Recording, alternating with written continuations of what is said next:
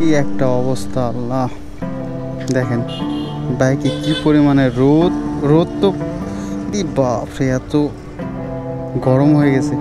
রোদ যে পড়ছে তো পড়ছে, আবার দেখেন ধুলায় অবস্থা খারাপ।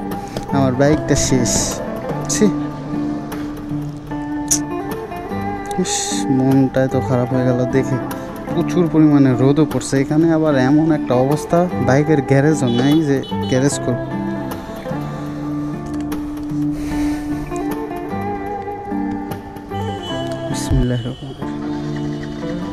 এই যে রোদে রাখলে এফআইআর একটা সমস্যা, সেন্সর কাজ করে না, স্টার্ট নিতে চায় না, কি করার। আর তো আবারও বের হয়ে পড়লাম। ব্যাগে ফোন ঠিক আছে। Hey hello WhatsApp guys, welcome to my YouTube channel and Facebook page. তো আজকে আবারও নতুন একটা ভিডিওতে চলে আসলাম আমি, আপনার জাকির। তো এটা হচ্ছে বাস স্ট্যান্ড, মাতচত্র। তো ডেইলি এই মহাদেবপুরের মধ্যে সব ব্লগগুলো হয়ে যাচ্ছে। যাই হোক, এই যে দেখেন কোনো সিগন্যাল ছাড়া ঘুরে নিচ্ছে। যে দেখছেন এটা মডেল মসজিদ, আর হয়তো বা কিছুদিন পর এটার কাজ সমাধান হয়ে যাবে। তো আর কিছুদিন পর মডেল মসজিদের কাজ পরিচালনা সম্পন্ন হয়ে যাবে। আসল লুকটা বাস্তবায়ন হবে, সেটা দেখতে আরও সুন্দর লাগবে। তো আমাদের মহাদেবপুরে যে এরকম একটা মসজিদ হচ্ছে অপরিকল্পনীয়ভাবে, এটি অসাধারণ একটা মসজিদ হচ্ছে, খুবই ভালো। আর এই যে দেখেন এই রাস্তার মাঝখানে যে আইল্যান্ডগুলো দেখতে পাচ্ছেন, যে গাছ লাগানো হবে, সম্ভবত দূরত্ব বজায় রেখে একটা করে ল্যাম্প পোস্ট দেওয়া হবে। তো রাতে সেইটা থেকে আলোকিত হবে রাস্তা, আরও সুন্দর লাগবে। মহাদেবপুরের সর্বোচ্চ লুক দিয়েছে এই বসনা ব্রিজ, যে দুইটা ব্রিজ এক জায়গায় থাকার কারণে সর্বোচ্চ একটা লুক দেয়, সুন্দর একটা লুক। বাবা কি গেল, এত সাউন্ড থাকে। তাহলে এখানে এই দোকানে একটু দাঁড়াবো।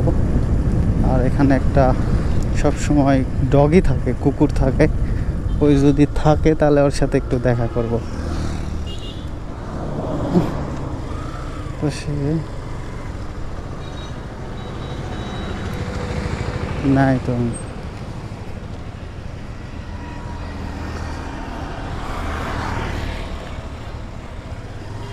রাস্তা দেখে শুনে পার হতে হবে।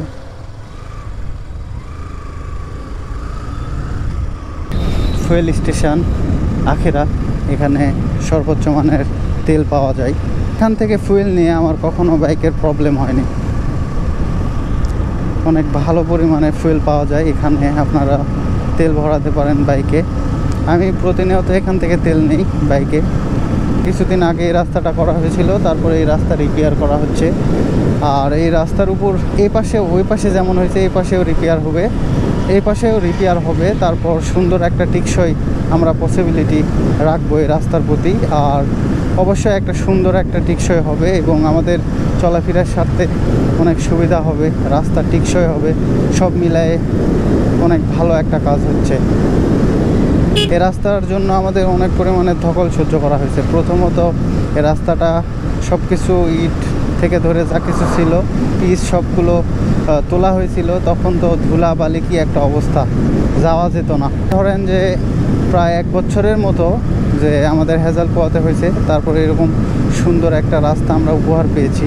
সব জিনিসই প্রথমত তৈরি করতে অনেক কষ্ট, অনেক কিছু ফেস করতে হয়, তারপর একটা সুন্দর একটা আউটপুট পাওয়া যায় না কেন। যে এটার যত গুরুত্ব দিয়ে কাজ করব, তার থেকে আমরা সুন্দর একটা আউটপুট পাবো। দীর্ঘদিন এই রাস্তাতে আর আমাদের টেনশন থাকবে না যে রাস্তা নষ্ট হওয়ার কোনো পসিবিলিটি নাই। অনেক সুন্দরভাবে গুরুত্ব সহকারে রাস্তাটা করা হচ্ছে। এটার উপরও আবার একটা, যে দেখলেন না, এটার উপরও আর একটা পিচ ঢালা হবে, দেখলেনই তো সামনের দিকে। আর পিচ ঢাললে রাস্তার মানটা অনেক উন্নয়ন হয়ে যাবে। আর এটা হচ্ছে আমাদের মোল্লাকুড়ি মিল, এই মিলটা পার হয়ে আমাদের মোল্লাকুড়ি বাজার। তোর একটা দুপুরবেলা আপনাদের সাথে কাটালাম সুন্দরভাবে। তো আমি আর ব্লগটা কন্টিনিউ করতে চাচ্ছি না, মোল্লাকুড়ি বাজারে চলে আসছি। তো আপনারা যে যেখান থেকে আমার ভিডিও দেখছেন, সবার সুস্বাস্থ্য কামনা করছি। সবাই ভালো থাকবেন, সুস্থ থাকবেন। আল্লাহ হাফেজ।